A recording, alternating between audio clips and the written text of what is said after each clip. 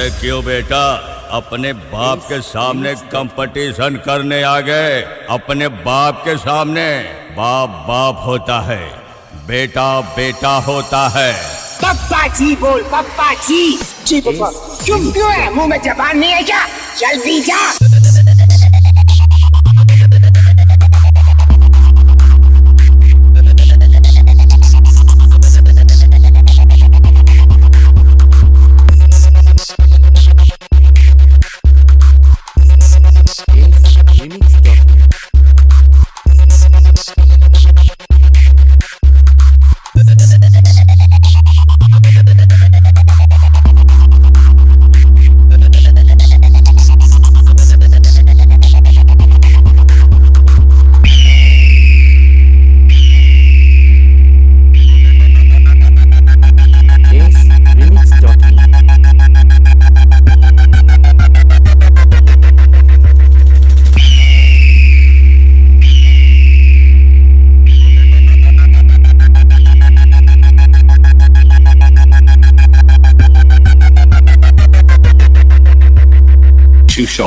Remix।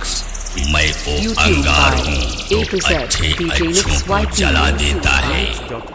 तू मेरे सामने टिकने की कोशिश ना कर, नहीं तो तुझे भी जला कर राख कर दूंगा, राख कर दूंगा। sremix.in